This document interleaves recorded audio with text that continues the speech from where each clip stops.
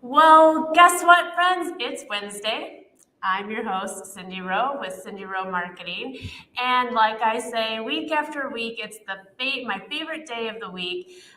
I get to interview amazing business owners, and today is no exception. Welcome, Emily. How are you today? Hi, Cindy. It's good. It's good to see you. Great. Thank you so much for being here. So, I was actually trying to think back on when we first got connected, and I think it was several years ago, and it was through Winnebago by Local, I believe. And I think we connected more on social, but then we finally got to meet in person. And just not too long ago, we ended up having a coffee date to chat business, which was also very fun. So, can you tell everybody what it is that you do? So, I am what I'd say, a multi-passionate business owner. I own multiple businesses at this point. First and foremost, I am a photographer.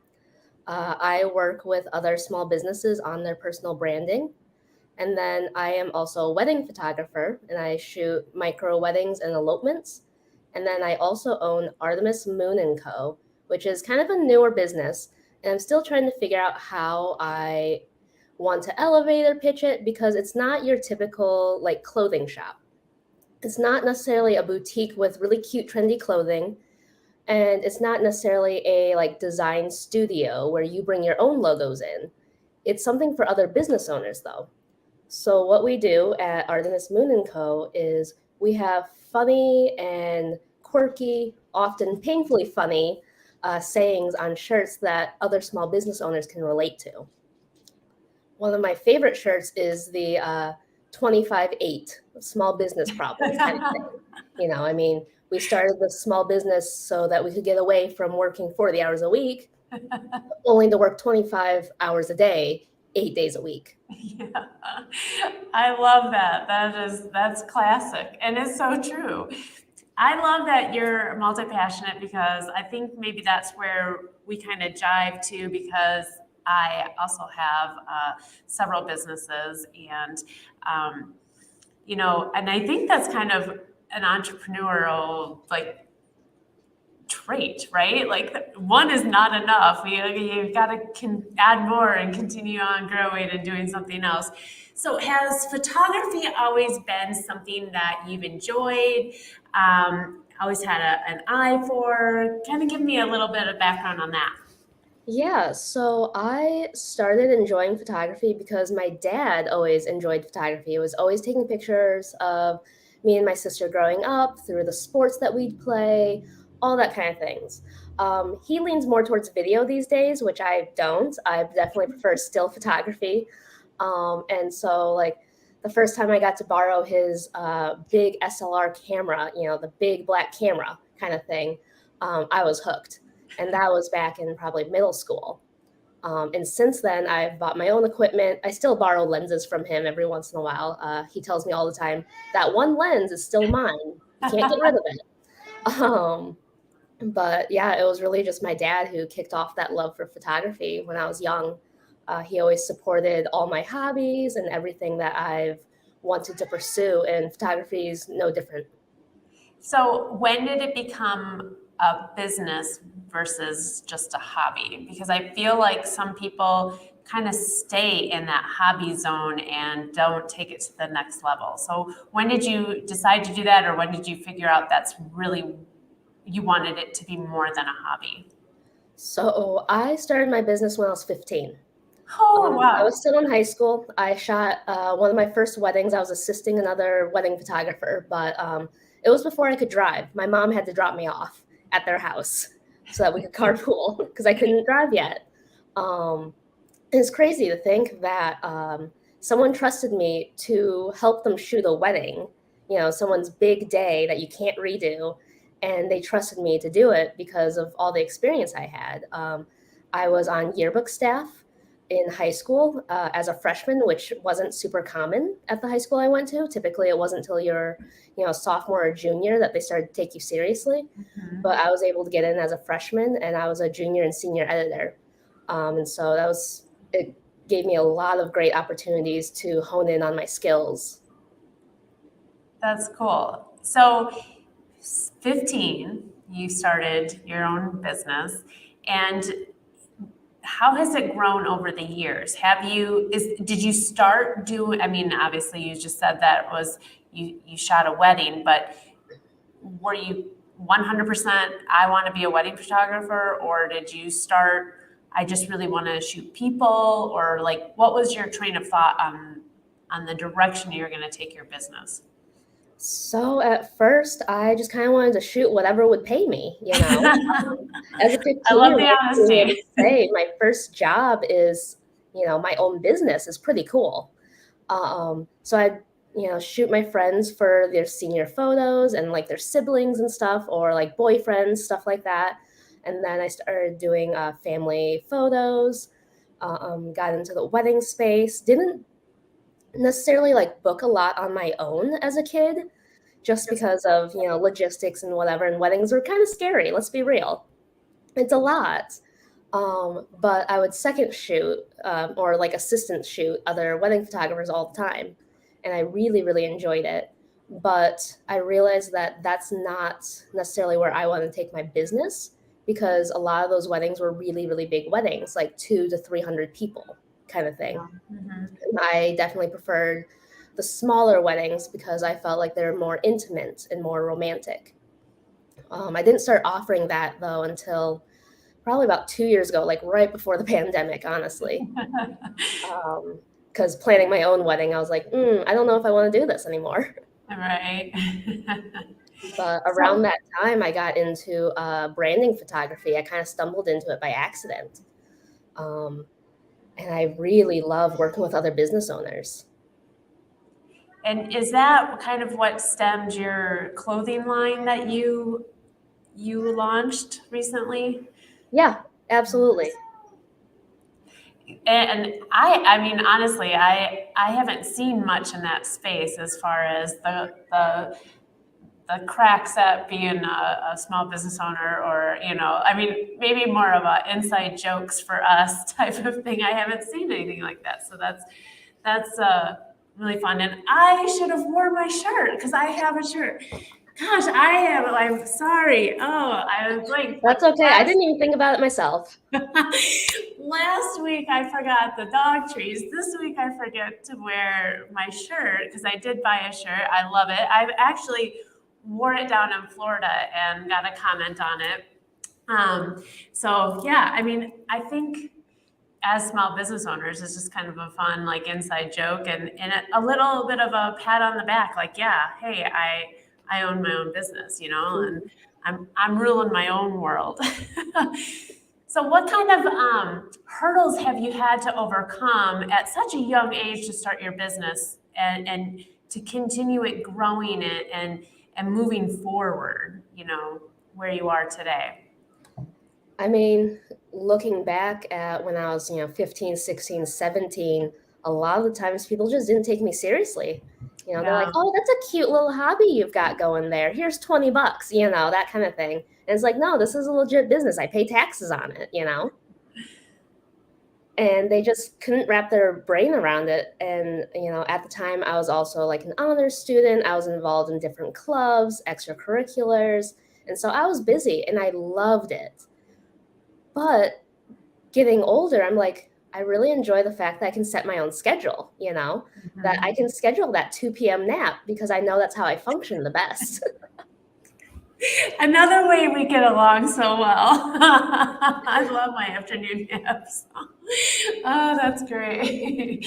But no, the flexibility of owning your own business is really second to none. And when you joked about the 25/8, there's a different mentality that those are the 25 hours that we spend a day on something we're passionate about and things that bring us joy, versus working for somebody else and maybe not in something that brings us a lot of happiness. So it is kind of funny, but it is also true.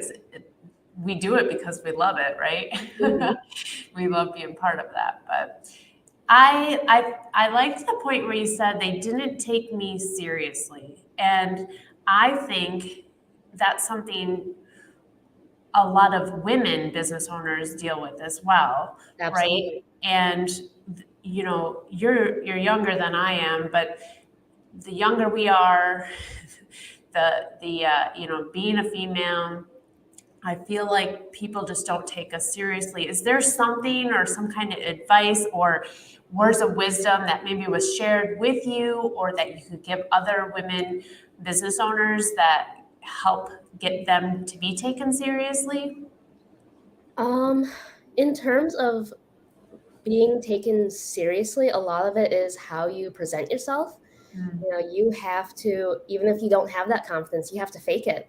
You have to command attention and walk into the room like this is your room and you deserve a seat at the table because this is your table, you know, not theirs.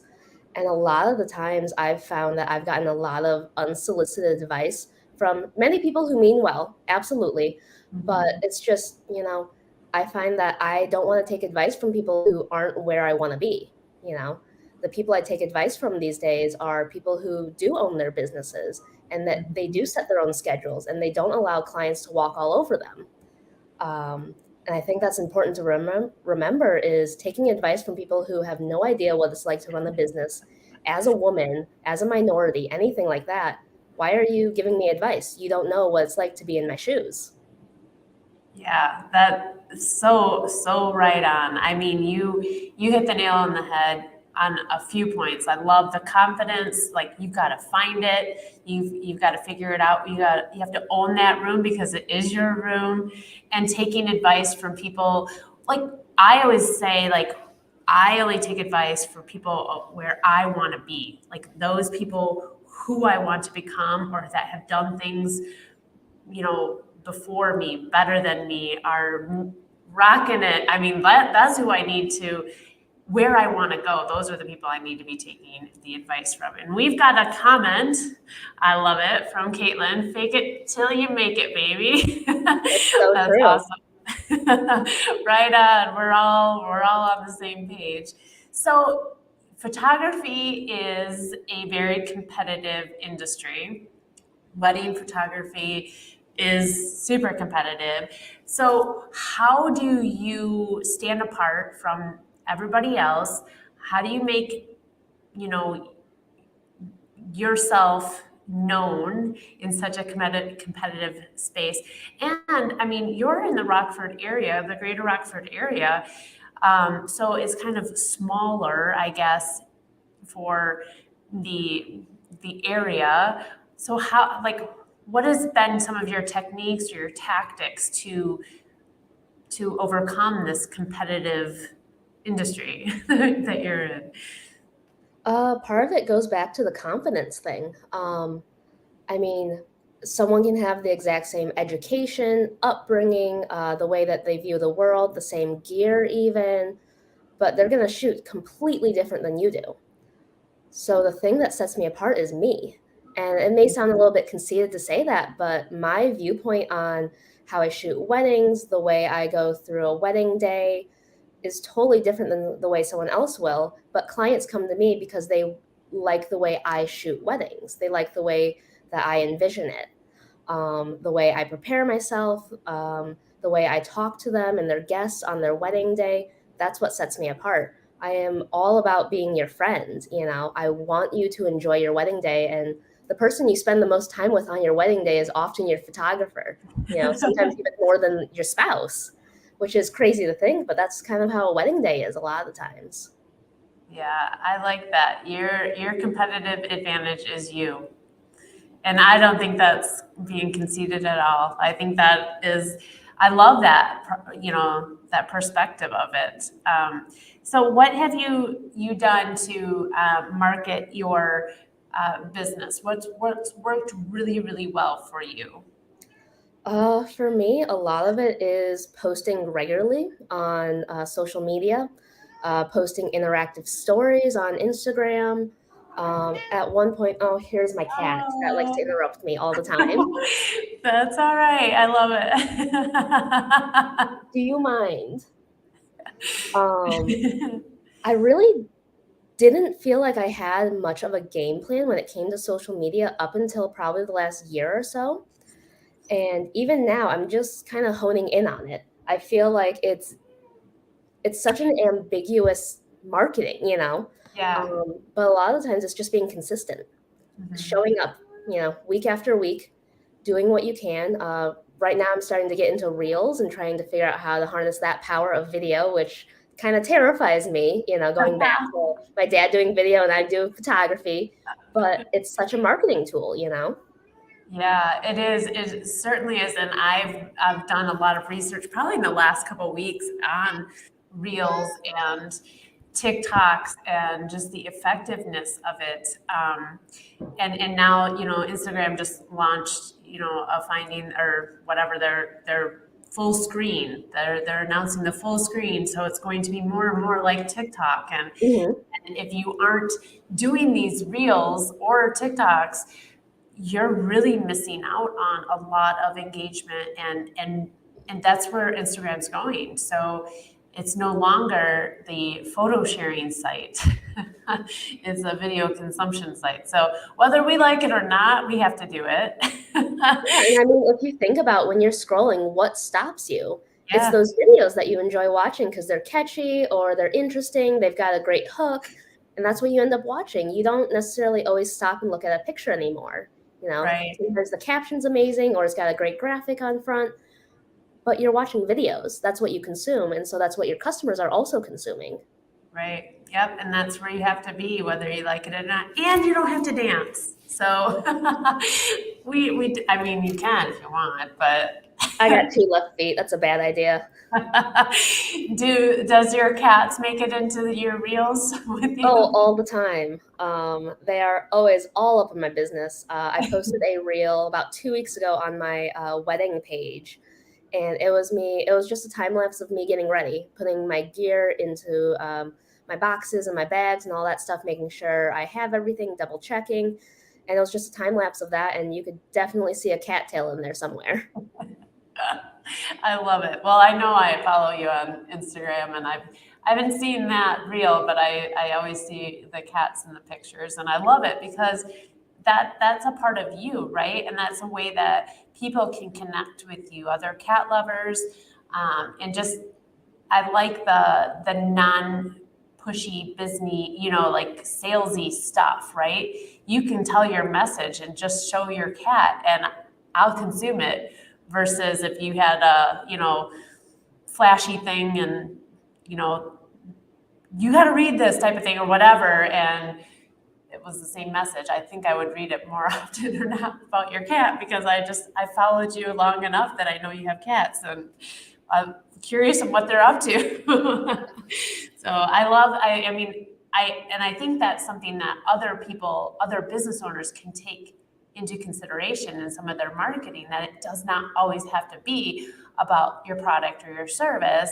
It can be about something that brings you happiness or something that's part of your life, right? Just like your cats. Love it. So I talked about the roadblocks or stumblings. Now, like, what's one of your biggest success stories that you've had over the years? Since you've been doing business since 15, which blows my mind. I love it. My biggest success story. Or just a Um, fun success story. It doesn't have to be the biggest, but like one success memory you have. Um, Honestly, I would go back to, I believe it was 2017 or 2018. So it was after I graduated high school. I went away for a year for university and came back, decided to just do community college because that fit better for me. Um, and that's when I realized I wanted to pivot my business. And that was terrifying to think that I would, not really take on weddings, not really take on family sessions, not do senior photos, because that was my bread and butter. That's what I had done for, a couple years, and I was good at it. I enjoyed it. So I wanted to pivot into the business space. I wanted to be business to business instead of consumer to business.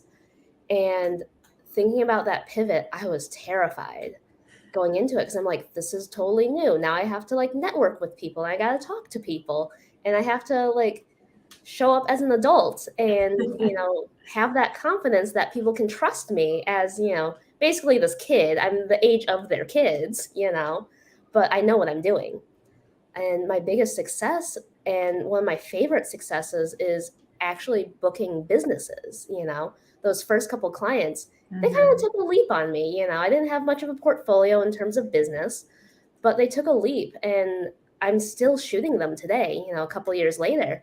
And I am so honored that they chose me and stuck with me through my journey of getting better and better. And I mean, I look back on my portfolio and I'm like, I can't believe you paid me for that. But they still say that they love the photos. And part of it's the subject matter, part of it is, what they're wanting to do with those photos and like the memories tied to it. But I'm just honored and amazed that they continue to trust me as I continue to grow. Yeah, I love that too. What's a number one tip that you would give a business owner when they're thinking about doing a branding shoot? Number one tip is you have to plan it. You have to know what you're using these photos for. If you want these as a website header, I have to know that so that I can give you ample space in the photo. Um, if you want these for a certain launch, say you're launching something in the fall, wearing a tank top and shorts may not look the best for it because it's not the correct season. You're going to want to choose, a dozen outfits or so. And if you want to use these throughout the entire year, you're going to need to put on a sweater, even if it's June, so that you can use these throughout the year so that you've got some longevity to them. Yeah, that's great advice. And why does every professional need a headshot or a nice branded picture? I mean, online, that's where a lot of business is. That is your first handshake with someone, is your photo. You want it to look both personable and friendly, but also professional. You want to command space and confidence. And you can't do that necessarily with, just a cell phone shot. I mean, I have tons of cell phone photos of me with, a decent cell phone camera, but like I need to update my headshots too. Yeah, yeah. I well, I think you said it, it's the first impression, right? So people see you online, it's that big first impression, and having a nice polished look, I think is super important. Greg is chiming in. He says, great advice. The why is so important. And yeah, I agree. I had a photo shoot a couple years ago where I knew I wanted to use them in social. And so I like pointing, and it stupid and awkward and felt dumb. But that's like, I knew that I needed that white space and I wanted to be pointing to something, even though I didn't know what it was I was pointing at yet, but like having that space. So great tips on that. I, uh, I know that you've been in business for a while now. What kind of advice would you give somebody that is just a hobby photographer and maybe thinking about going into starting their own business? What kind of advice would you give them? First and foremost, get legal. Make sure you've got all your ducks in a row. Make sure you have decent contracts. I've got a lot of resources there. If you want, more information, you can always, contact me, email me, DM me. I am always happy to share that. But make sure you get a lawyer written contract that will hold up in court, even as a hobby photographer. I had contracts even at 15. Granted, they're just like from the internet and they weren't super great, but I knew I needed to protect myself. Second, talk to a tax person, talk to a CPA, talk to a lawyer, figure out what kind of entity is the best for you, whether that's an LLC or a DBA or even an S Corp. Got to figure that out. Outside of legal stuff, shoot as much as you can all day, every day. Figure out what you enjoy. And then once you figure out what you enjoy and what the market wants from you, niche down and figure out, how to market that and how to become the expert in that. I have a friend of mine who she is also multi-passionate and she started out as a photographer who just kind of shot everything very similar to me. We started out about the same time, honestly, and she's about my age. And then she niched down and she's actually shooting boudoir and she's opening boutiques and doing all these other things now. But she realized she didn't love weddings. She realized that they just weren't for her. She realized that doing family photos weren't her favorite thing in the world, and she's amazing at them, honestly, but that wasn't her jam. And so she figured out what was her jam and that was her niche, and that's what she shot full time. which I Oh, think is super important to become the subject expert on it. yeah, that's great. Great advice. So, where do you see everything going in the next couple of years? I mean, you've got your clothing line, and I know I'm going to mess it up. Artemis, is that right? Artemis Moon and Co. Is you've got that, and you've got your two separate types of photography. Where are you heading in the next few years? Gosh, that's a very good question. Honestly, I am very happy with where I'm at. After a lot of personal things went down in like 2020 and 2021, just dealing with a lot of burnout and stress and just not being where I wanted to anymore in life. I really had to dig down and figure out what I wanted to do and if I wanted to continue the businesses even because I was so tired and burned out. Um, and so I started investing in myself with both therapy, continuing education, learning from other experts in my field, and figuring out what I wanted to do. And honestly, I'm very happy with where I'm at, just running my businesses and growing them and, turning it back into a full-time thing, Mhm. through the pandemic and a little bit after that, it was very part-time, just trying to figure out life. But I'm happy being full-time again with everything. I'm happy just working. Yeah. Um, in the future, I don't know where that takes me, whether that's going with weddings full time and, dropping some of the business stuff or dropping weddings and going really all in with branding stuff. I've got a lot of stuff coming up for my branding clients. I'm in the middle of getting ready to launch a brand new program with that and a new website, um, which is kind of crazy to think. I've had the same website for like 4 years and it's definitely time for a refresh. But Yep. I'm very excited for what's to come.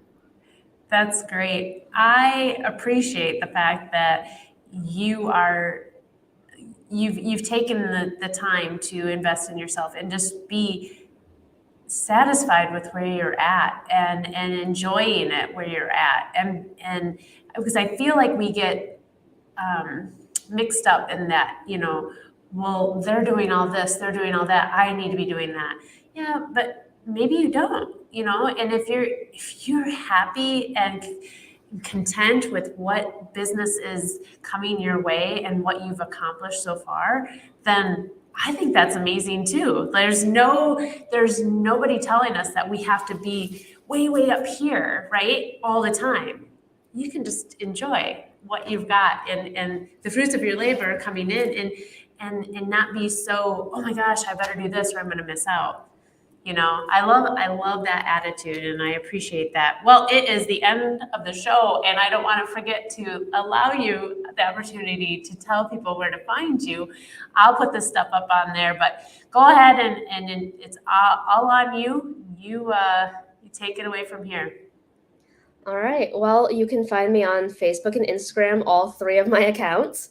I've got the main one, Emily Henderson Photography, both on Facebook and Instagram. And then I've got the weddings, which is EHP underscore weddings.